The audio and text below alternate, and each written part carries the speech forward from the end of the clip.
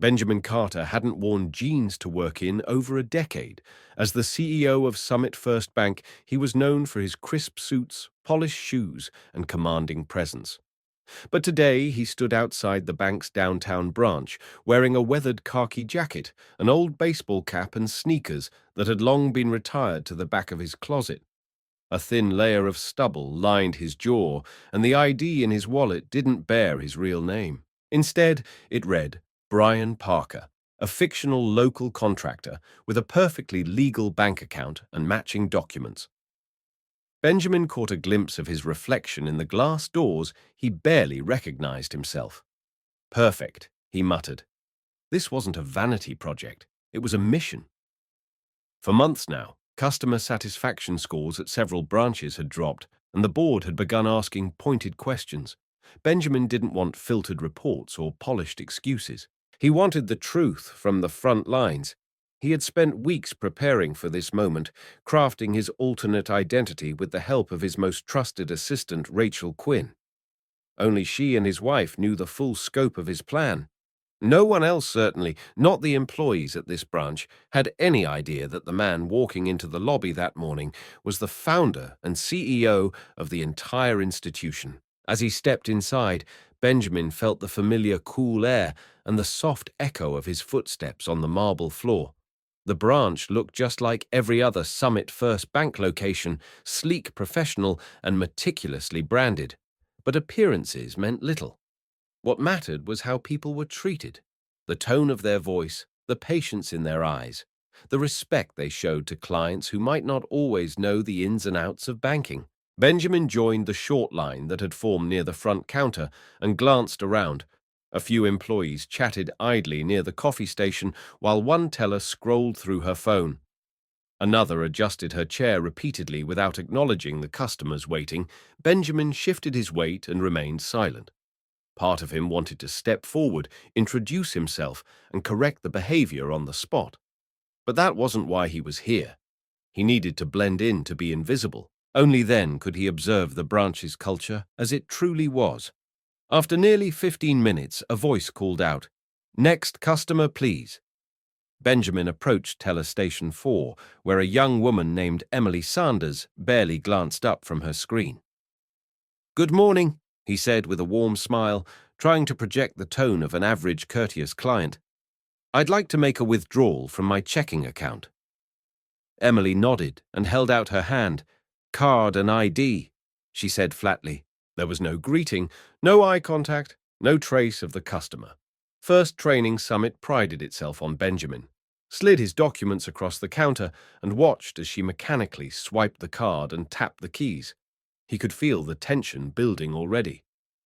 For a moment everything seemed to proceed normally, but as Emily examined her monitor, her posture changed. Her eyes narrowed and her lips pressed into a thin line. "One moment," she said. Picking up the phone and whispering to someone, Benjamin's instincts immediately kicked in. Something wasn't right. This wasn't the routine transaction he had planned. He had expected indifference, maybe even mild rudeness, but not suspicion. Within minutes, a sharply dressed man appeared behind the teller, glanced at the screen, then turned his icy gaze toward Benjamin. "Mr. Parker," he said briskly, "would you please step into my office? We have a matter to discuss regarding your account." Benjamin nodded and followed the man, Jason Miller, according to his name tag, into a glass-walled office. He felt the eyes of half a dozen employees on him as they passed some whispering to each other. This wasn't just about poor service anymore. Something much deeper was unfolding inside the office. Benjamin took a seat across from Jason's desk. "What's the issue?" he asked. Calmly, Jason didn't sit. Instead, he stood with arms crossed and stared down at Benjamin. "Are you aware that you currently have over $3 million in unpaid loans with Summit First Bank?" Benjamin blinked. "What? That's impossible. I haven't taken out any loans here." Jason spun his monitor around to reveal a series of business loans, all approved under the name Brian Parker. "Our system shows 5 active loans, all in default. The most recent was approved 3 weeks ago for $750,000. Benjamin leaned in, scanning the screen. The documents were pristine. Signatures matched. Collateral was listed. Yet he had never applied for any of them. He tried to steady his breathing. This wasn't a customer service issue anymore. This was fraud, and somehow he had just stepped right into the middle of it. What had begun as a simple undercover mission to assess employee behavior had quickly turned into something far more dangerous. Benjamin Carter was no longer just an observer. He was now a suspect framed under the identity he himself had created. The irony was almost poetic. He had come here to find out what was going wrong with the way his customers were treated. Instead, he uncovered the possibility of criminal activity happening right under his nose. As Jason continued to cite policies and threats of account freezes, Benjamin's mind raced. Who was behind this? How deep did it go? And most importantly, how could he expose it before they destroyed everything he had spent his life building? As Benjamin Carter sat quietly at the teller station under the alias Brian Parker, he maintained the calm demeanor of a typical client. $500, please, he said, casually, sliding his debit card and matching ID across the counter to Emily Sanders. Her eyes flicked to the computer screen while her fingers tapped keys out of habit, but the moment his profile loaded, her entire posture shifted. The slight slouch in her shoulders vanished. Her gaze hardened, her lips pressed into a tight line. Emily's expression wasn't just professional detachment, it was suspicion. She leaned closer to the screen, brows furrowed, and double-checked the details. Benjamin immediately sensed something was off. She hesitated, then picked up the desk phone and turned slightly away. "One moment." "Sir," she said, her voice clipped and cautious, no longer indifferent but guarded. Though he couldn't hear exactly what she whispered, he knew enough about internal protocols to recognize she had just escalated the situation. Less than 2 minutes later, a tall man in a dark suit appeared behind her. His steps were sharp and his face unreadable. Benjamin recognized him instantly. Jason Miller, the branch manager and a man Benjamin himself had once interviewed. Jason leaned over Emily's shoulder, scanned the monitor, then looked at Benjamin with steely precision. "Mr. Parker," he said with a practiced calm, "would you mind stepping into my office? There's an issue with your account we need to discuss." Benjamin gave a polite nod and followed him, careful to maintain his undercover demeanor, but his heart was already pounding. This wasn't the script he had imagined when he first walked through those glass doors. This wasn't about customer rudeness or apathetic service anymore. Something deeper had been triggered, something that brought the manager himself into the equation. The moment they walked past the glass corridor, Benjamin caught a glimpse of 2 staff members glancing in their direction and whispering. It felt like walking into a courtroom, not a customer office. Inside the sleek, glass-walled office, Jason motioned toward a seat across from his desk. Benjamin sat down slowly, while Jason remained standing, arms crossed. "Mr. Parker," he began, his tone now edged with a stern professionalism, "our internal systems have flagged several concerns regarding your account. Are you aware," he continued, pausing for dramatic weight, "that you currently have approximately $2 million in outstanding business loans with Summit First Bank?" Benjamin blinked, his body tightening with confusion and disbelief. What he asked, leaning forward. "That's impossible. I haven't applied for any loans with your bank." Jason didn't flinch. Instead, he turned his monitor toward Benjamin. The screen displayed 5 large loan entries, all under the name Brian Parker. Each entry showed a different loan date amount and status. The most recent, $750,000 approved just 3 weeks ago. All 5 loans are in default. Jason added, his voice flat. Each application includes proper identification, supporting business documentation, and signatures that match your records. Benjamin stared at the screen, struggling to make sense of what he was seeing. The paperwork looked impeccable. There were business plans, tax statements, income projections, each tied to a fictional construction company he had never heard of. More disturbing, the signature on every form looked almost identical to the way he had signed documents while setting up his alias. Panic crept into his thoughts. Had someone been monitoring his setup process? How could the forgery be so exact? There has to be a mistake, he said firmly, though he could hear the shakiness in his voice. I didn't request any of these loans. Jason's posture didn't change. The system indicates these were verified through our standard procedures. We also show that the funds were disbursed to accounts connected to your identity. Benjamin looked closer, scanning the routing information and account links. Sure enough, the digital trail pointed squarely back to Brian Parker. Then came the most chilling moment. Jason picked up the phone. I'm placing a temporary freeze on all accounts connected to Mr. Parker until this matter is resolved, he said loud enough for Benjamin to hear every word. Before Benjamin could object, another bank employee entered the office, a compliance officer with thin-rimmed glasses and a severe tone. Mr. Parker, she said. Without preamble, fraudulent activity of this magnitude constitutes a federal offense. If you've misrepresented yourself to acquire funds, the consequences could include up to 30 years in prison. Benjamin's face paled. This is a mistake. He insisted, trying to keep calm. I've never taken a loan under this identity. I'm being set up. But his words fell on deaf ears.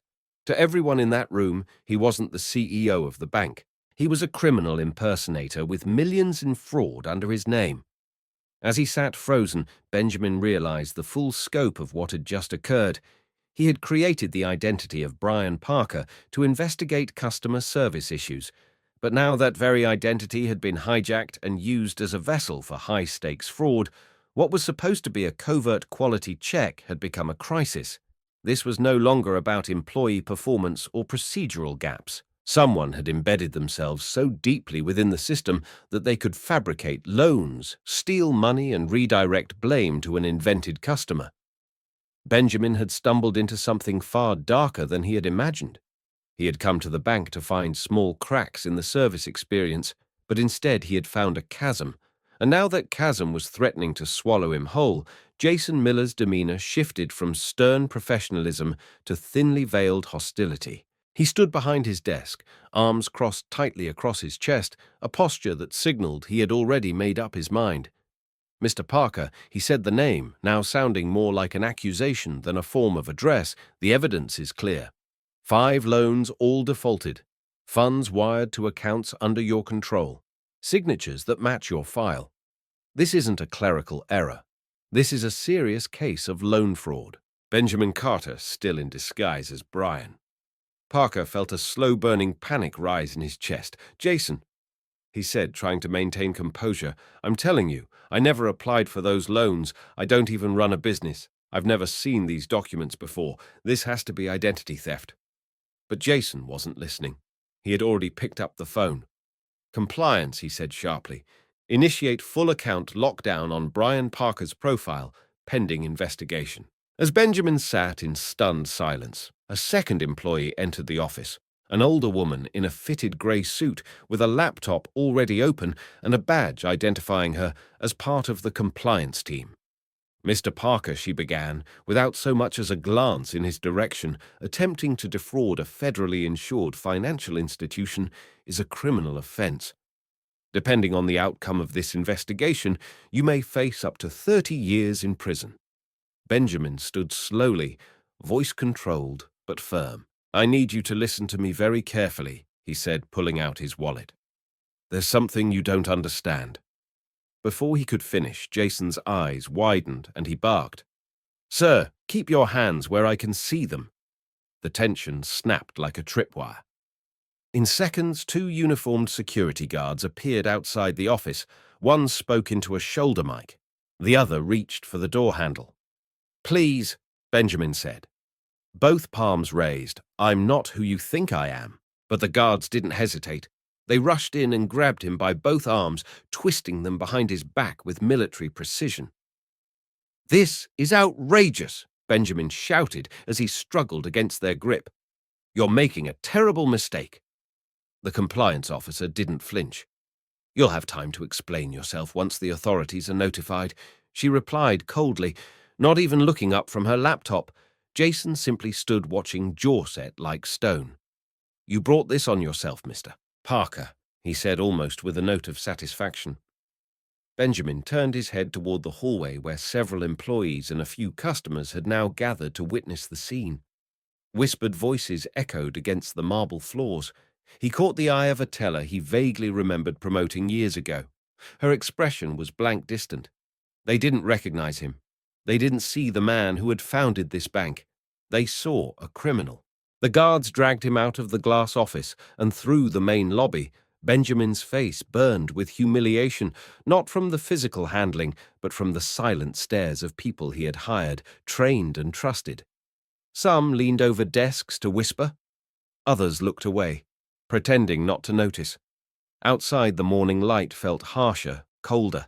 The glass doors closed behind him with a soft hiss that sounded like betrayal. "This isn't over," Benjamin called out, trying to steady his voice. "You've made a serious mistake." Jason's voice rang out from behind the glass. "Your accounts are frozen. Mr. Parker, I suggest you contact a lawyer before contacting us again." Then the doors locked, and Benjamin stood alone on the sidewalk. He wasn't just locked out of the branch, he had been expelled from the very institution he had built from the ground up. He walked slowly toward his car, stunned. His disguise had worked far too well. No one had suspected who he truly was, not even Jason, a manager, whose promotion he had once personally approved. Benjamin slid into the driver's seat, but he didn't start the engine. Instead, he stared out at the street, watching people come and go, as if nothing had happened. Everything he had witnessed over the past 30 minutes pointed to something far worse than poor service or staff indifference. This wasn't incompetence. This was corruption. Systemic, coordinated, and dangerous. Someone had created a perfect setup. Fraudulent loans under a fake identity that Benjamin himself had designed. The irony was gut-wrenching. His own tool for oversight had become a weapon used against him. Benjamin finally picked up his phone, hands trembling slightly, and dialed Rachel Quinn's secure line. "Rachel," he said. When she answered, his voice low and tight. "We have a problem, a serious one." She asked where he was, but he didn't answer immediately. "Meet me at the security office in 30 minutes, he said instead, "and don't tell anyone else I'm coming in today. Not a soul hanging up." Benjamin looked at his reflection in the rearview mirror. The baseball cap, the stubble, the faded jacket, all part of a costume that had allowed him to glimpse the truth, and now that he had seen it, there was no going back.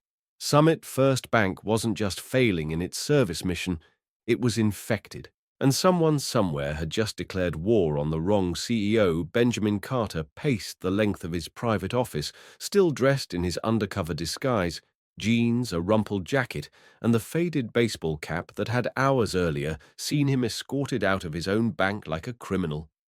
The contrast between his current appearance and the polished mahogany walls surrounding him couldn't have been more jarring.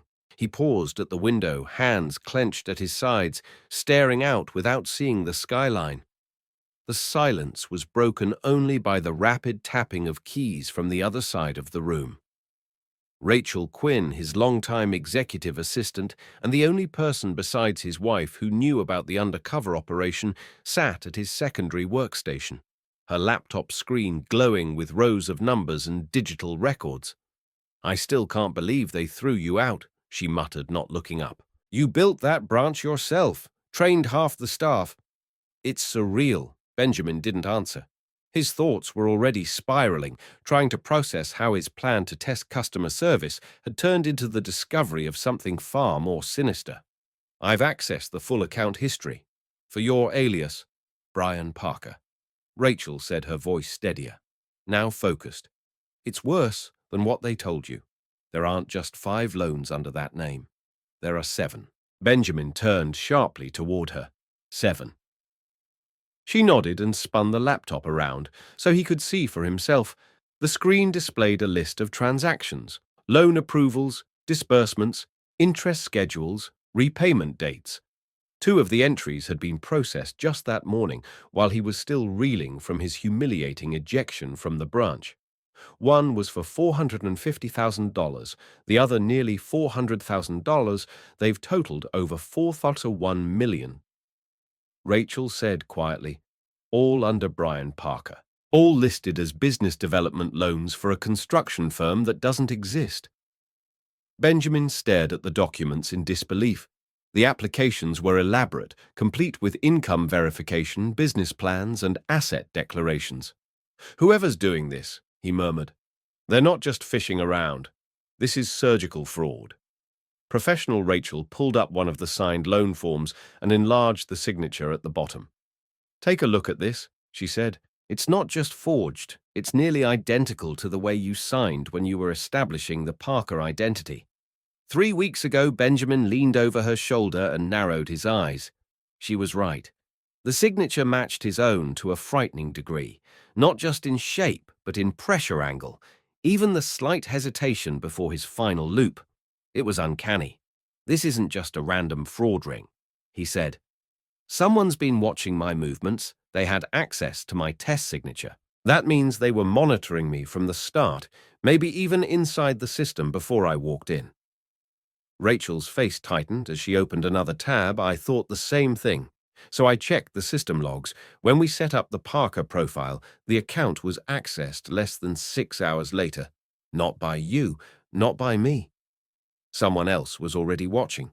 Benjamin dropped into the chair beside her, the weight of the revelation landing hard. "They've been tracking me the entire time," he whispered. "That's how they replicated my behavior. That's how they matched the signing pattern. They weren't just guessing they had data," Rachel nodded. "I also checked against other customer profiles, people who don't even know this is happening to them yet.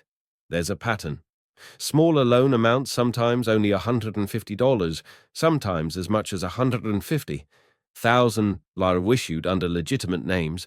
The money gets dispersed, rerouted through shell accounts, and vanishes before the first payment is even due. And most of the notifications go to fake email addresses, accounts that don't belong to the customers." Benjamin felt the pressure building behind his eyes. "And how many of those customers have complained?" he asked. Rachel hesitated. "Only 26 so far. The rest probably haven't noticed yet. The loan terms are structured to delay repayment triggers for 6 months. By the time they figure it out, it'll be too late." Benjamin stood again, his body vibrating with urgency. "This goes beyond poor customer service. This is institutional corruption." He turned toward the large whiteboard mounted on the far wall of his office. It had once held growth targets and regional expansion plans. Now, with a swipe of his hand, he erased every marker and began sketching a rough map of the fraud operation as they understood it. "We need to follow every transaction trace, every forged signature, every shell company, and every account that money touched." Rachel nodded as she opened a secure cloud backup. "Already started. And I'm pulling records offline, nothing on our main network. If someone on the inside is monitoring traffic, we can't afford to tip them off." Benjamin took a deep breath. The mask of Brian Parker might have gotten him kicked out of his own institution, but it had also revealed something that no executive report ever could. His bank was under siege from within, and now he would stop at nothing to uncover who was behind it. Rachel Quinn sat hunched over her laptop in the corner of Benjamin Carter's private office, her fingers dancing rapidly across the keyboard. The soft blue glow of her screen cast long shadows in the dimly lit room, contrasting the sunlight filtering through the blinds behind her. Benjamin stood at the whiteboard, silently updating the web of names, dates, and figures they had uncovered so far. He paused when Rachel let out a quiet breath, half shock, half grim confirmation. "Ben," she said, turning the screen toward him. "You're not going to like this." He moved to her side quickly, eyes scanning the audit trail she had pulled from Summit First's internal systems. "The Brian Parker account, the one we set up 3 weeks ago for the Undercover operation. It was accessed by someone else just 5 hours after we created it. And not just viewed, they opened every detail. ID scans, linked email, signature samples, even IP address tracking." Benjamin's heart sank. "So they knew from the beginning," he said. "Before I even walked into the branch," Rachel nodded, her face tight. "They've been monitoring the alias account from the start, and based on these log timestamps, they weren't just watching. They were planning, within 48 hours of the account being created, the first fake loan was submitted under your name. Benjamin pulled a chair up beside her. If they had access to the alias data that fast, he muttered, then they're embedded deep inside the system. Not just loan officers, we're talking IT compliance, maybe even cybersecurity. Rachel tapped a few more keys, then opened another file. That's what led me to this. The screen now displayed a massive spreadsheet, columns upon columns of customer records, loan, data, email addresses, and transfer logs. I ran a pattern match using the loan templates we found under your alias. It turns out, you're far from the only victim. There are at least 243 customer accounts with nearly identical markers. Small to moderate business loans approved in the past 6 months, routed to emails that don't belong to the actual account holders. Benjamin leaned in, eyes widening. 243, he repeated slowly. That's not fraud, that's an operation. He scrolled through the data. Jane Montgomery, $95,000 for equipment leasing. Curtis Hale, $12,000 for agricultural expansion. Victor Yates, $37,500 for tech startup costs. All of it fabricated. These people, do they even know? He asked. Rachel shook her head. Most of the loans are structured to avoid triggering attention. Deferred payments, email notifications, rerouted to dummy addresses, and in some cases, even phone calls redirected. They've built a ghost communication network. Clients never see the paperwork, never get the alerts. They only find out when collections start, or worse, when their credit gets flagged. Benjamin felt the hairs rise on the back of his neck. And no red flags from our own internal systems. A few, Rachel admitted, but every time a flag is triggered, the case gets assigned to one of 3 specific managers. And every time the complaint disappears. Benjamin stood again, walking slowly back to the whiteboard, letting the implications settle like heavy stones. So they're targeting quiet customers, he said aloud, mostly to himself. People who don't log into their accounts, often elderly clients, long-time account holders who trust us too much to monitor closely. They're slipping under the radar. Rachel's voice turned sharper, and they've been doing it for months, maybe longer. The fact that your fake account became part of the scam so quickly tells us something else too. They're confident or desperate. Benjamin's eyes narrowed. Or both. He turned back to Rachel. How much money are we talking about across those 240-plus loans? She pulled another tab, about $28 million give or take, but that's just the amount on file. The real number could be much higher. Some of these loans are layered, split across multiple shell accounts, routed internationally, or laundered through false business expenses. Benjamin let out a low, tired breath, and no one noticed. He asked, no whistleblower, no audit trail. Rachel gave a bitter laugh. A few employees tried to flag irregularities, but they were ignored, reassigned or written up for compliance confusion. The system isn't just broken. Ben, it's been weaponized. For a moment, neither of them spoke. The only sound was the soft hum of Rachel's laptop and the distant murmur of downtown traffic beyond the windows. Then Benjamin straightened his voice, quiet but firm. This is exactly what I feared. He walked to the window, staring out again. The reason I went undercover wasn't just about customer service. I sensed something deeper. I just didn't expect it to be this big or this dangerous. He turned back to face Rachel, jaw set. Start compiling a list of all 243 customers. I want a name, loan amount, disbursement trail, and the employee ID associated with every approval. She nodded, already typing. What are you planning? She asked. Benjamin's voice didn't waver. We're going to find out exactly how far this corruption goes, and then we burn it to the ground. As the clock ticked past midnight, Benjamin Carter stood beside the conference table in his private office, surrounded by piles of printed documents, open laptops, and handwritten notes that mapped out what had become a vast internal investigation. Rachel Quinn, seated at the far end, her brow furrowed in concentration, was clicking through dozens of flagged accounts from the last 6 months. She paused only to sip from a mug of now cold coffee, then resumed typing. I've isolated the complaint cases, she said. Finally, you were right. Ben, they're all being funneled to just 3 people. She tapped the screen, revealing 3 names: Lisa, Monroe, Craig, Delaney, and Jason Miller. Benjamin's eyes narrowed at the last name. Jason, he muttered. Of course. The same manager who had escorted him out of the branch was also one of the key gatekeepers for loan-related complaints. They weren't just ignoring complaints, they were intercepting them. Rachel added, any time a customer flagged suspicious charges or a loan they didn't apply for the report was redirected, never making it to risk or compliance. Benjamin leaned in, scanning the emails and internal memos Rachel had uncovered, so these 3 managers had full discretion to resolve or close fraud investigations without escalation. Rachel nodded, and they always closed them.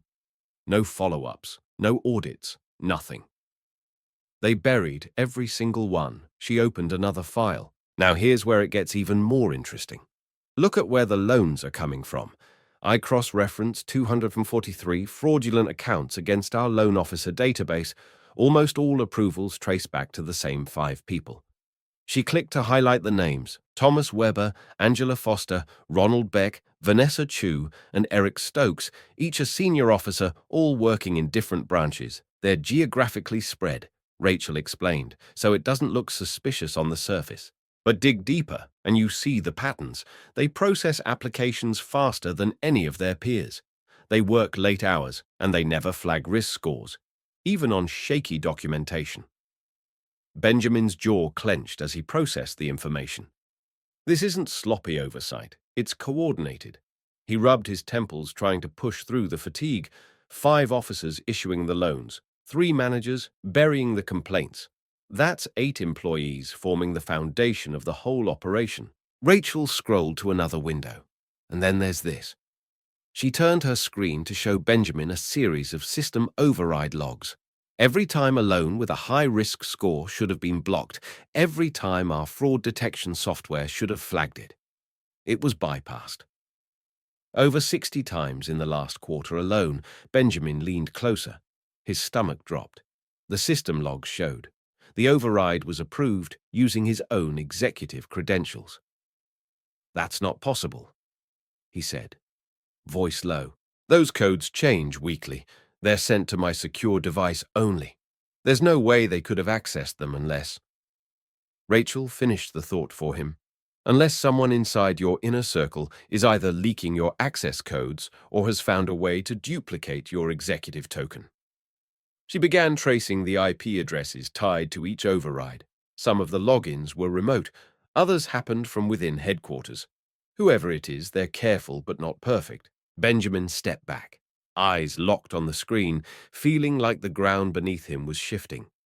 The idea that his personal digital identity was being used to launder millions of dollars right under his nose was not only terrifying, it was infuriating. That explains why everything looked so clean, he said, why the signatures matched, why the system didn't flag the activity, because from the software's point of view, it was me. He turned to the whiteboard and wrote in bold letters, Carter Override Protocol. Then he circled it twice. They've been hiding behind my name. Rachel nodded solemnly. And if an audit were launched tomorrow, if regulators saw those credentials being used, they'd point the finger at you. The weight of that truth landed heavily in the room. Benjamin wasn't just dealing with fraud, he was being framed. Everything, the loans, the signatures, the fake companies, the money trails was being constructed to make him the fall guy. And if I hadn't gone undercover, he asked quietly, if I hadn't created Brian Parker and walked into that branch myself. Rachel didn't answer. She didn't need to. They both knew the answer. The real criminals would still be hidden, and Benjamin would have unknowingly taken the blame when the whole thing collapsed. He turned back toward the windows, staring into the dark city skyline as if searching for clarity. This conspiracy isn't just deep, he said. It's built to look legitimate at every layer, and it's being run by people I trusted. His voice hardened. But now that we know how they're doing it, how they've used my identity to bypass every safeguard. We're going to take it apart, piece by piece. Rachel closed her laptop gently and stood beside him. What's the next step? Benjamin didn't hesitate. We find out who had access to my credentials. We narrow down the list. Then we follow the money and trace every fake loan to its final destination. He turned to her eyes, resolute. We're not just exposing fraud. Rachel, we're reclaiming the soul of this bank. The hum of silence in Benjamin Carter's office was deafening. The air felt heavier now, thick with tension and disbelief. On the table between him and Rachel Quinn sat a tablet glowing with numbers, figures that didn't belong, transactions he hadn't authorized, and loan statements issued in his name. Benjamin tapped through the screen slowly, as if hoping the data would change. It didn't. His name, Benjamin. A Carter appeared on 7 separate loan agreements, each fully approved, documented, and verified through the bank's internal systems. These weren't small amounts. One was for $2.4 million, another for $8 million, and others ranged between $500,000 and $1 million each. Combined, the unauthorized debt totaled more than $12 million. This isn't real, he whispered. But it was every detail. Every loan, every signature matched the digital identity tied to him, the real him, not the alias of Brian Parker. Rachel leaned over his shoulder, her expression unreadable. Ben, they didn't just set you up under the alias. They've been building a parallel financial profile in your real name. She opened another screen revealing documents with scanned copies of Benjamin's actual signature, along with matching social security numbers, tax ID verification, and executive login logs that only he or someone pretending to be him could have accessed. They're laundering funds through your identity, Rachel said quietly. Not just using it to approve loans, but creating a full paper trail that leads straight to you. Investment properties in 3 states, a luxury yacht in Miami, foreign accounts. You're the perfect shield for them, a trusted CEO with no criminal history, no reason to be doubted until now. Benjamin stared at the yacht documentation in disbelief. He had never stepped foot on a yacht, let alone authorized a $3.2 million purchase in the Bahamas. He closed his eyes for a moment, trying to absorb it. His mind raced with scenarios. If regulators discovered this tomorrow, if federal investigators pulled these files, he wouldn't just be implicated, he'd be ruined. This was never just about siphoning money, he said. Finally, they've been building a trap. I'm not just the fall guy, I'm the patsy. Rachel nodded solemnly. If this breaks the wrong way, every trail leads back to you. The forged executive credentials, the loan authorizations, the asset purchases. It's all lined up. She began pulling up metadata on the documents. Look here, she pointed. Even the timestamps match your actual login sessions. That's why none of the internal audits triggered anything suspicious, because from a system perspective, you did it. Benjamin's stomach turned. That means someone's been shadowing my schedule, he said, mirroring my logins, timing approvals, when I'm in meetings or traveling moments when I'm least likely to notice.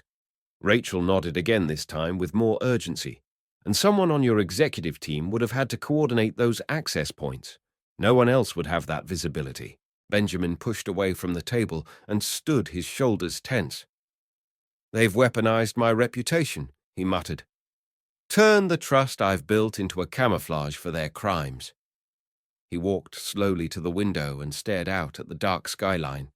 He could see the Summit, First Bank logo glowing from the building across the street. His legacy, his life's work, but now it was stained, and he was the one being framed for destroying it.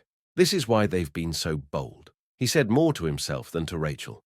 They knew the blame would fall on me. They've made it so airtight that even I would doubt my innocence, looking at the evidence. Rachel closed her laptop with a soft click. It's psychological warfare, she said. They didn't just try to cover their tracks. They laid a perfect trail to your doorstep, and if we hadn't started digging... Her voice trailed off, but the implication was clear. Benjamin would have gone down in flames, and the real culprits would have vanished with millions, perhaps never to be found. Benjamin turned from the window, his eyes sharper now, more focused than they'd been all day. "No more reacting," he said. "No more chasing shadows. We know they're using my name. We know they're setting me up. That means we control the next move." Rachel raised an eyebrow. "What are you thinking?" He paced back to the table, pulled a fresh notepad from the drawer, and began scribbling. "We bait the trap. If they think I haven't noticed yet, if they think they're still one step ahead, we make them feel confident enough to make another move, a bigger one." Rachel watched him for a long moment before nodding slowly. "Then we follow the money in real time," she said, "and finally expose who's been hiding behind your signature." Benjamin met her gaze, his voice low but unwavering. "They chose me as their shield. Now I'm going to become their mirror. Let's see how they like it when the truth reflects back at them." The sky had long faded into a deep indigo by the time Benjamin Carter settled into the passenger seat of an unmarked surveillance van parked across the street from Summit First Bank's downtown branch. Rachel Quinn sat beside him, eyes locked on a bank of monitors that displayed live feeds from carefully planted surveillance cameras. The equipment had been installed discreetly over the past 2 days by a cybersecurity specialist. They trusted someone not employed by the bank and unaware of the full investigation. Every wire, every lens, every hidden microphone had one goal: to catch the perpetrators in the act. "Are you sure about this?" Rachel asked, adjusting her headset as she tapped into the back entrance feed. "We could just hand this over to the regulators now." Benjamin shook his head, his eyes focused. "Not yet. If we go to the feds without irrefutable evidence, the ones behind this will scatter. I want them caught red-handed with nowhere to hide. They had one shot to uncover the truth, not through hearsay or suspicion, but through concrete proof that would stand up in court." The internal schedule they had decrypted showed a pattern. Every Tuesday and Thursday night, a small group of employees remained at the branch for what official records listed as systems maintenance. But Rachel's audit had revealed no logs of any updates or patches being performed, no change requests, no technical tickets. It was a cover. "Here we go," Rachel whispered as the feed from the back door activated. 4 employees entered, swiping their security badges in quick succession.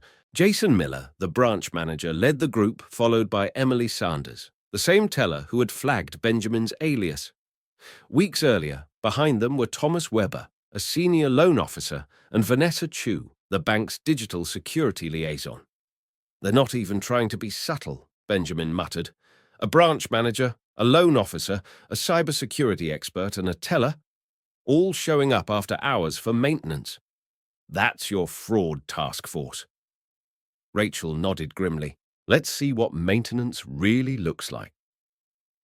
The group made their way into the main conference room.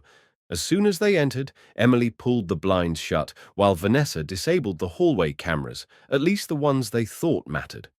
What they didn't know was that Benjamin and Rachel had rerouted the signal from a secondary camera embedded into the ceiling light fixture, capturing everything.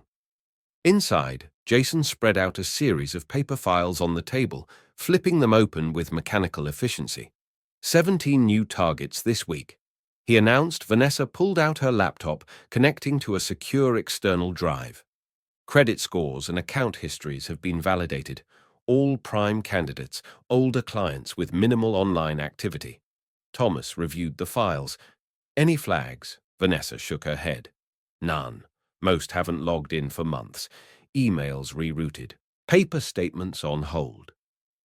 Benjamin clenched his fists. They were choosing their victims carefully, trusting customers who wouldn't notice until it was far too late. They watched in silence as the group began forging documents: income verification statements, business licenses, tax filings. The signatures were replicated with practiced precision using high-end stylus tablets that mapped hand pressure and speed. Every file they created looked authentic, complete with notarization stamps and forged call logs confirming business consultations. It was industrial-grade forgery. "How are they pushing the funds?" Benjamin asked quietly. Rachel pulled up a second screen showing back-end transfer logs synced to real-time activity. Same structure as before, she said. Funds from the fake loans get dispersed into intermediary accounts, each one belonging to shell companies registered in states with weak oversight.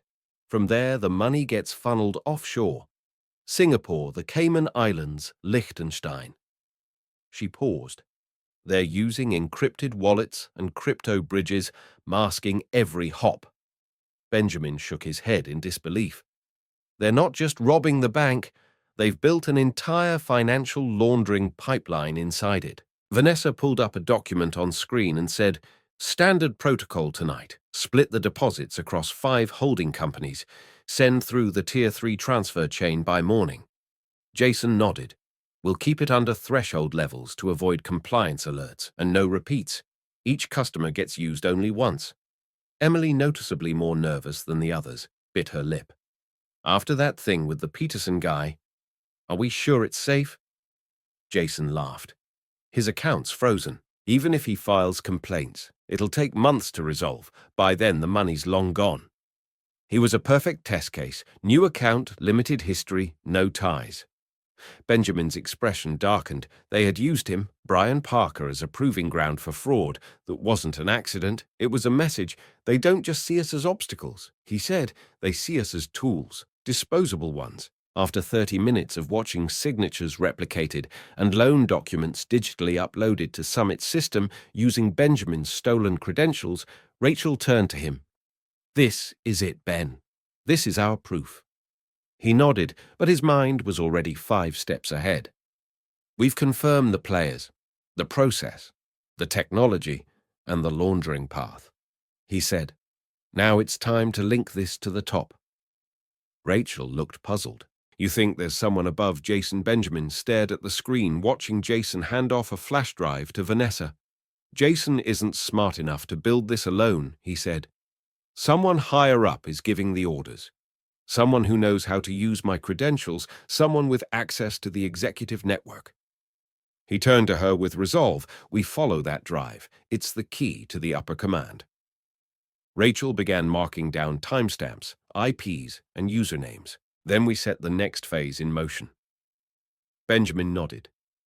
"Let's see how these criminals like being watched for once." The morning after their surveillance operation, Benjamin Carter stood at the edge of the conference room in his private suite, staring at the wall-sized whiteboard filled with names, accounts, arrows, and timelines. The markers now told a story, one more complex and calculated than he could have imagined when he first stepped into that branch as Brian Parker. Rachel Quinn entered with a steaming mug of black coffee and a thick folder in her hand. "We found it," she said without ceremony. The link to the top. Benjamin turned, slowly setting the marker down. "Show me." Rachel opened the folder to reveal a stack of wire transfer logs, company registrations, and encryption overlays. All of the intermediary shell companies we traced, the ones used to split and launder the stolen funds, they lead back to a single offshore entity headquartered in Singapore. She flipped to the next page. The owner of record is a holding company. But when you peel back the layers, it leads to a private equity fund managed by none other than Daniel Brooks. Benjamin's eyes narrowed. The chief financial officer of Summit. First. Benjamin didn't speak for several seconds. Daniel Brooks had been with the bank almost as long as he had, a financial whiz, calm under pressure, and one of the key figures who had helped scale Summit First from a state-level bank to a regional powerhouse. "He played the long game," Benjamin said, almost in disbelief. "While I was giving speeches about transparency and ethics, he was building a criminal empire right under my nose." Rachel nodded. "And he did it using your trust. Every loan authorized under your name, every override of our internal risk systems, it was done using digital credentials linked to your executive ID. The access tokens were clean, perfectly timed with your schedule. If this ever came to light before now, the system would have pinned it on you." Benjamin clenched his fists at his sides. "He didn't just steal money. He hijacked my reputation. He made me the camouflage." Rachel tapped her screen again, pulling up footage from the prior night. Remember that flash drive Jason handed Vanessa? At the end of their meeting, I traced the drive's hash signature. It was plugged into a workstation at corporate HQ this morning. The user login, Daniel Brooks, she enlarged the time-stamped screenshot of Daniel seated at his desk, the flash drive blinking in his computer's side port. That drive contains transaction scripts, customer spoof templates, and a list of dormant accounts being targeted next. Benjamin's voice dropped to a whisper. He's still working. Still stealing, Rachel continued.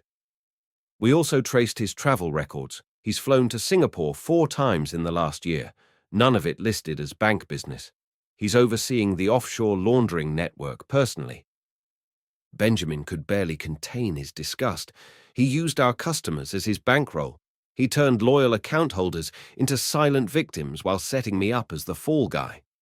The deeper they dug, the more coordinated everything became. Daniel had built an entire infrastructure-layered shell companies registered in the British Virgin Islands, wire transfers routed through crypto mixers, straw owners shielding identities, and forged digital paperwork uploaded into Summit systems from executive terminals.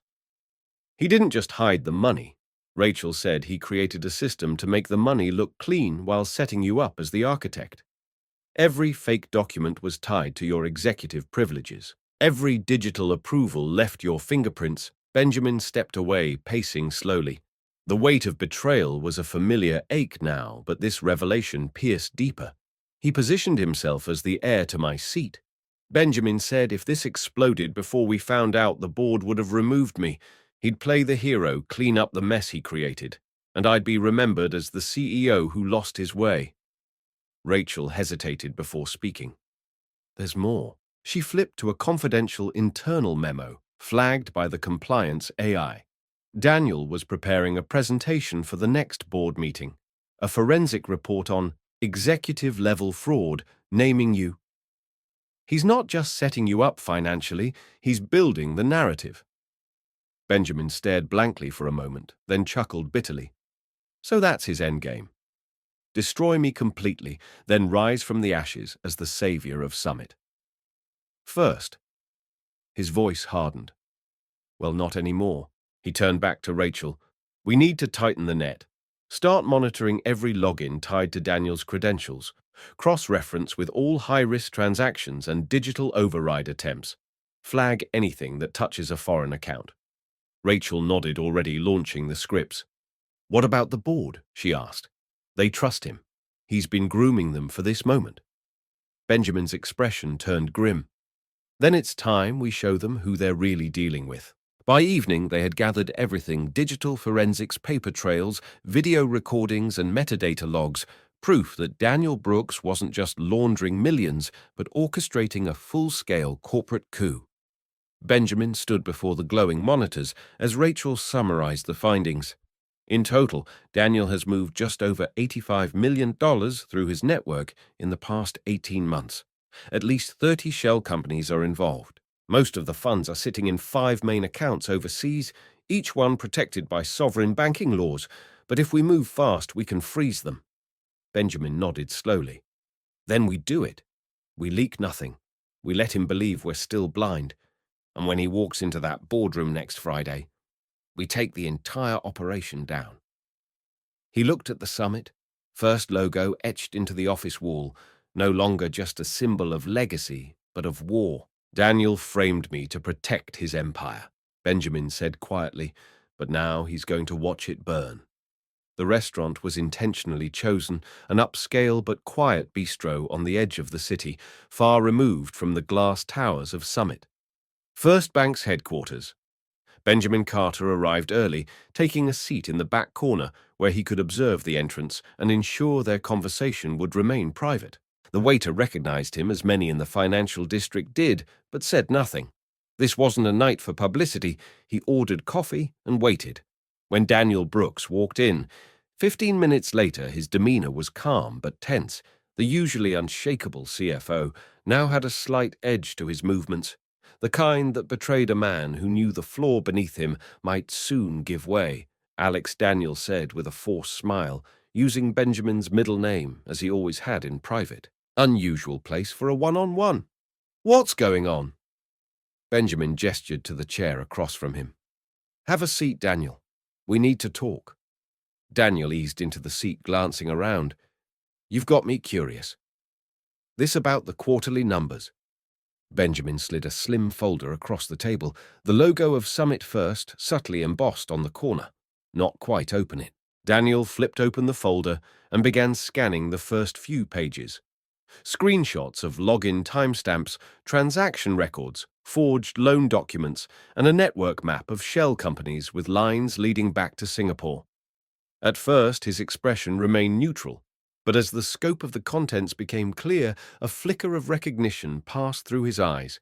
He closed the folder slowly and folded his hands. You've been busy, he said flatly. Not as busy as you've been, Benjamin replied, voice calm but charged. I know about the offshore accounts, the laundering trail, the shell corporations. I know you've been using my executive credentials to push fraudulent loans through our system, and I know you've built a digital narrative to frame me for it all. For a moment, Daniel said nothing. Then to Benjamin's surprise, he exhaled softly and nodded. I didn't think you'd get this far, he admitted. Not after the Peterson stunt. That should have buried you. He looked across the table, his tone shifting from polite to clinical. You want to know the truth. Alex Fine, there are 28 people involved across 14 branches, every one of them vetted and placed with precision. The money we've moved. Just over 100 million in the past 18 months. All clean. All invisible. Benjamin tightened his grip on the edge of the table. You used people who trusted you. Customers, employees. You violated everything we built. Summit on. Daniel chuckled bitterly. What we built was a dream. Ben, but dreams don't pay. The system was begging to be exploited. So I did. Because I could. You were too busy preaching integrity to see the real opportunity. While you were shaking hands and giving speeches, I was creating something sustainable. Benjamin's jaw clenched. Sustainable. You call destroying lives and robbing loyal clients sustainable. Daniel leaned in slightly, his voice dropping to a whisper. Don't pretend you don't understand the game. Banks are built on perception. You sell safety. You sell trust, but it's all illusion. People don't read fine print. They don't question numbers. They just sign where you tell them. That's what makes this so easy. He sat back, eyes cold. And now, here you are, finally figuring it out. Benjamin stared at him in silence, the weight of the betrayal solidifying into steel resolve. You used my name, my authority, to orchestrate the biggest fraud in this company's history. You built a noose with my own rope and waited for me to hang in it. Daniel gave a slight shrug. It was nothing personal, you were just convenient. Benjamin slowly reached into his jacket pocket and pulled out his phone. On the screen was a live feed, one of the cameras from the private conference room at headquarters. Then you'll understand when I say, this isn't personal either, he said. Right now, your entire network is being monitored, every account traced, every terminal flagged, and every co-conspirator under surveillance. Daniel's composure cracked slightly, but he tried to recover. You're bluffing. Benjamin pressed play. The video showed Vanessa Chu attempting to access Summit's loan approval system only to be blocked by an instant lockdown. Rachel's voice could be heard in the background, coordinating with cybersecurity and legal teams. We're done playing defense, Benjamin said. And so are you. Daniel sat in stunned silence, the reality sinking in. You don't know who you're dealing with, he said quietly. There are bigger players involved, people with power. If I go down, they don't just vanish. Benjamin leaned forward. Then give me their names, or be prepared to face this alone. Daniel stared back at him, pride and fear warring in his eyes. For the first time in their long acquaintance, Benjamin saw him not as the CFO, not even as a criminal, but as a man who had finally realized he was cornered. You underestimated me, Benjamin said, standing. And that's the last mistake you'll ever make at Summit First, without another word. He turned and walked away, leaving Daniel alone in the quiet hum of the restaurant, surrounded not by opportunity, but by consequences. The moment Daniel Brooks walked out of the restaurant that night, Benjamin Carter didn't waste a second. He returned to his office and activated the final phase of the operation. They had spent weeks preparing a digital sting, synchronized with boots on the ground. The plan had been structured down to the second. As Benjamin entered his command terminal, he gave Rachel Quinn a quiet nod. She initiated the Master Command Project Sentinel. Within moments, every internal server, admin console, and digital transaction node across Summit First Bank froze. All high-level access keys were invalidated, system authorizations revoked, and a new firewall activated, one that could only be bypassed by 3 people: Benjamin, Rachel, and a federal cybersecurity liaison working from an undisclosed location. All real-time transactions were suspended. Any attempt to move funds, approve loans, or alter client records now triggered instant notifications to their control center, but that was only part of the plan. At the same time, agents from the Federal Banking Commission and the Office of Financial Crimes entered Summit First's downtown headquarters and 10 satellite branches across 3 states. Their warrants were airtight, their orders clear: lock down every workstation, seize every device, and detain any individual flagged in the investigation. At the main branch where it all began, 2 black SUVs pulled up to the curb. Just as Jason Miller was stepping out for his evening coffee, he froze when he saw the agents approach Jason Miller. One asked, flashing a badge, "You'll need to come with us." Jason opened his mouth to protest, but behind him Emily Sanders appeared in the doorway, pale as a sheet, a thumb drive clutched tightly in her hand. Her eyes locked with Jason's for a split second, then darted away. She tried to step back inside, but it was too late. The agents had already moved in. Inside the branch, panic spread like wildfire. Rachel, who monitored the operation from Benjamin's office, called out updates as they came in. 14 transactions were just intercepted, she said. They were mid-process. Money was seconds from being funneled through 2 new shell companies. We caught them just in time. Benjamin stood silently beside her, watching the transaction logs scroll across the screen. Preserve everything he ordered. Full packet capture, IP tracing, and redundancy backups to the cold server. Rachel nodded, fingers flying across her keyboard. Already done. All activity is being mirrored to the compliance archive. Even if they pull the plug, we've got it. Meanwhile, inside the main branch, Vanessa Chu was at her desk, desperately typing in override commands. She didn't realize her terminal had already been cloned. Every keystroke, every deletion attempt, every failed authorization was being captured. "She's trying to wipe data," Rachel reported. "But it's too late." The systems locked her into a mirrored sandbox. Agents moved quickly, entering the back offices, where Thomas Weber and 2 junior staff were shredding physical files and attempting to reset hardware. Back away from the machines, one agent barked. Hands raised, the conspirators were escorted out one by one. Upstairs, another team intercepted a courier attempting to leave with a sealed envelope containing hard drives. That envelope never made it to its destination. Benjamin watched it all unfold from his screen like a live chess match. Every piece moved precisely where they had expected it. "We've spent weeks letting them believe we were blind," he said, half to Rachel, half to himself. "Tonight, they finally see us coming." At the core of it all was the real-time data feed flowing from Summit's digital nervous system. Every login attempt by Jason, Emily, Vanessa, and the others triggered alerts. Each time they tried to delete or alter files, the system logged it, flagged it, and stored a tamper-proof backup. Emily just tried to erase the Peterson profile. Rachel said, "It's the 3rd attempt in the last 10 minutes. Benjamin clenched his jaw. "She's trying to erase the trail back to me. They're still trying to make it look like I'm the one who initiated this." But that ship had sailed. The operation had flipped the narrative. Now they were the ones running, and Benjamin was no longer a silent observer. He was the executioner of a plan built with patience, precision, and justice in mind. Within the hour, over a dozen employees had been detained. Devices, seized offices, sealed. Jason Miller sat in a holding room refusing to speak. Emily Sanders broke first, confessing to the fraud in trembling detail after seeing the files they had gathered.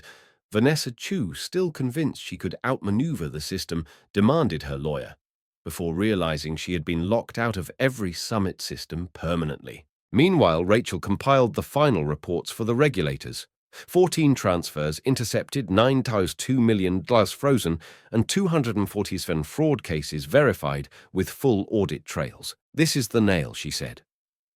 No more speculation, no more doubt. It's all here. Who, what, when, how.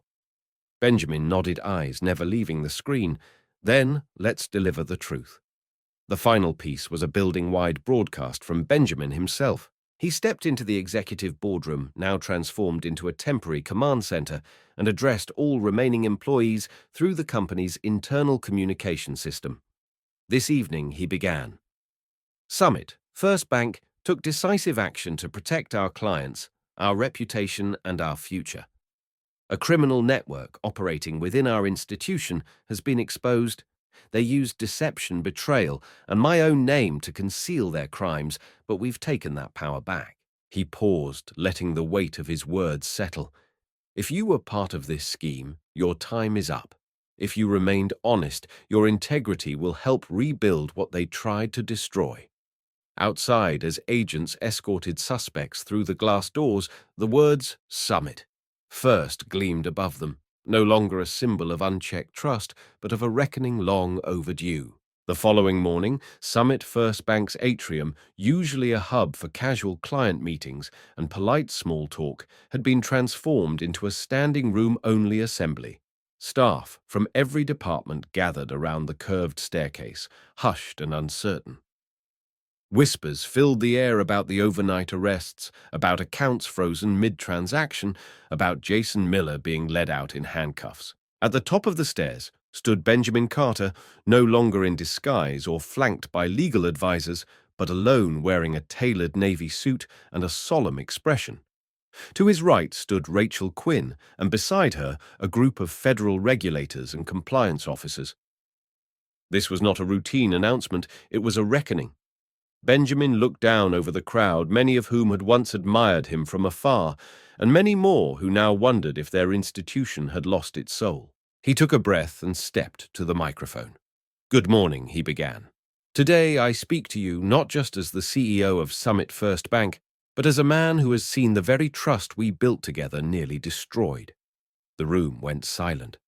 "Last night," Benjamin continued, "we executed a coordinated sting operation across multiple branches of this institution. With the support of federal regulators, cybersecurity specialists, and internal whistleblowers, we uncovered and halted an extensive criminal network that operated from within. These individuals used our systems, our tools, and in some cases my own identity to defraud customers and exploit the very values we stand for." Murmurs stirred across the crowd. Benjamin held up a folder. "I want to be clear, every piece of this investigation has been documented. Every stolen dollar tracked. As of this morning, we've successfully recovered 93% of the misappropriated funds. The remaining assets are being pursued through international legal channels." He paused, letting that figure land. "Every client impacted will be made whole, regardless of cost or time. That is my personal and professional promise to every one of you." He then turned his gaze toward the senior leadership, standing in the wings, men and women in expensive suits who had shared boardroom tables with him for years. Effective, immediately, Benjamin said, his voice sharper now. A dozen executives and managers who either directly participated in or enabled this fraud through negligence are being terminated. They will not collect bonuses. They will not resign quietly. They will face the same legal consequences as the rest. Gasps rippled through the room as names were read aloud, people once thought untouchable. Security officers stepped forward, escorting the now former leaders from the building. The symbolism was not lost on anyone. Justice was being served at the very heart of Summit First. "Let their removal serve as a message," Benjamin added. "Leadership is not a privilege, it is a responsibility." And when that responsibility is betrayed, there will be consequences. He didn't stop there. With a shift in tone, Benjamin gestured toward a small group standing off to the side, men and women in modest attire, many of whom looked surprised to be called forward. While some failed this institution, others stood up. They spoke out. They risked their careers to protect our clients and our core values. He nodded to Rachel, who stepped forward with a list of names.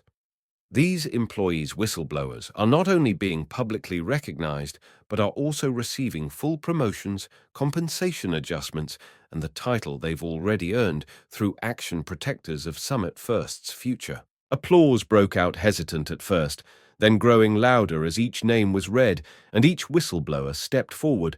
Some held back tears. Others looked out at the crowd with quiet pride. Their courage had once gone unnoticed. Now it was being celebrated. In his closing remarks, Benjamin faced the full assembly.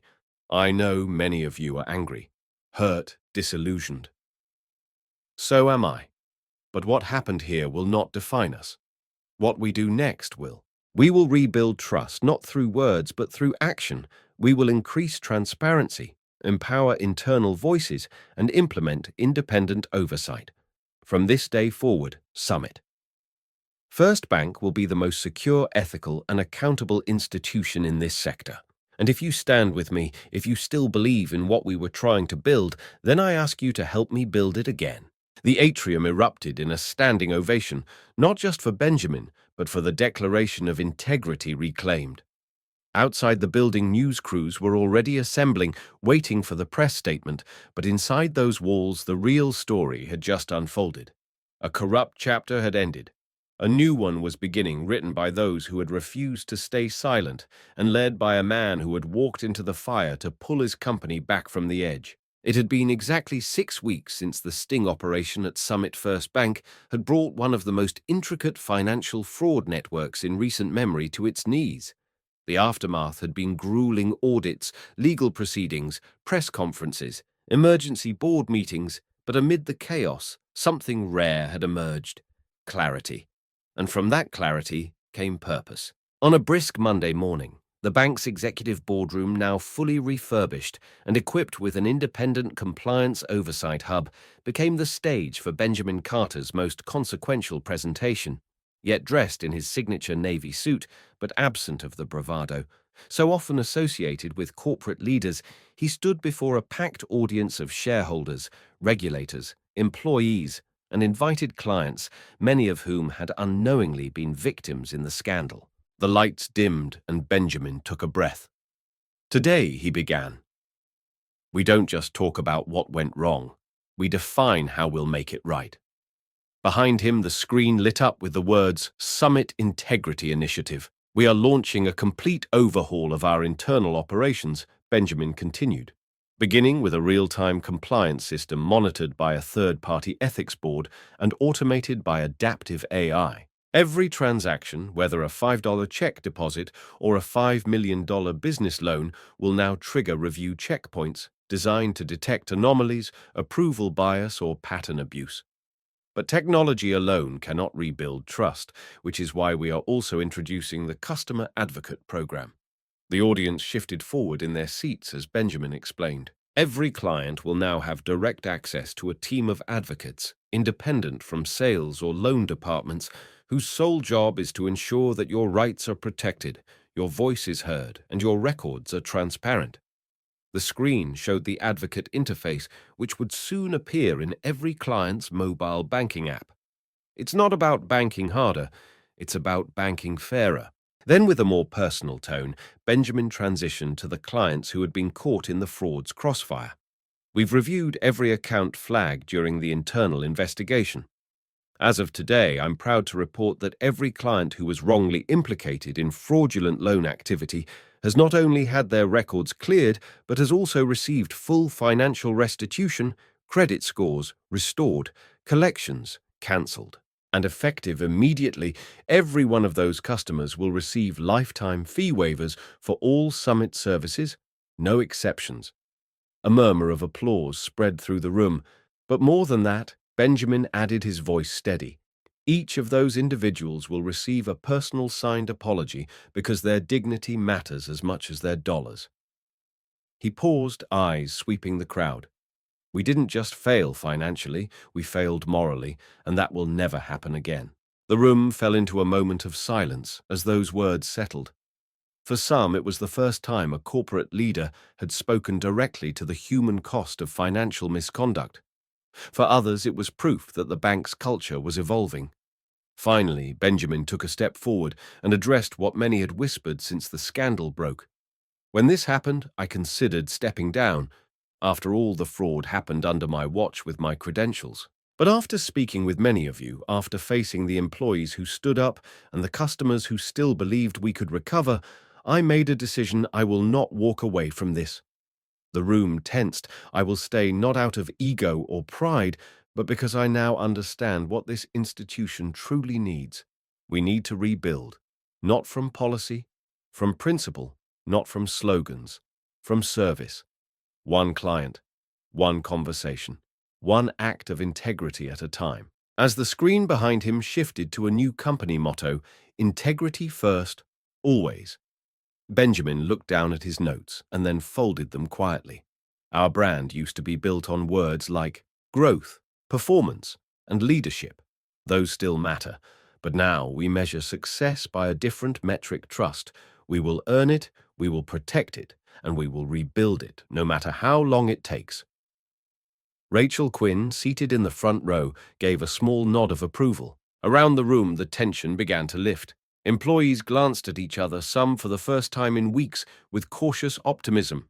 Clients and community members who had shown up expecting more apologies left instead with a rare sense of resolve. Outside, the media waited for a statement, but Benjamin took the long way out through the employee hallway, where he paused to shake hands and speak quietly with staff still recovering from the trauma of betrayal. The rebuild would be slow, it would be uncomfortable, but it would be honest. Summit First Bank had been shaken to its foundation, but now, brick by brick, Benjamin Carter was laying a new one. One built not by avoiding risk, but by facing it with transparency. Not by hiding mistakes, but by acknowledging them and ensuring they would never happen again. As he stepped into the morning light, Benjamin smiled slightly. Not because the hard part was over, but because the most meaningful part was just beginning. If you found this story powerful, thought-provoking, or eye-opening, we invite you to become a part of our mission. At Deep Inside HQ, we uncover the hidden truths behind everyday institutions and bring you the human stories that deserve to be heard. Subscribe to our channel for more investigative storytelling that challenges assumptions and inspires accountability. Like the video, share it with someone who needs to see it, and let us know in the comments what resonated with you most. Together, we can build a more aware, more empathetic world, one story at a time.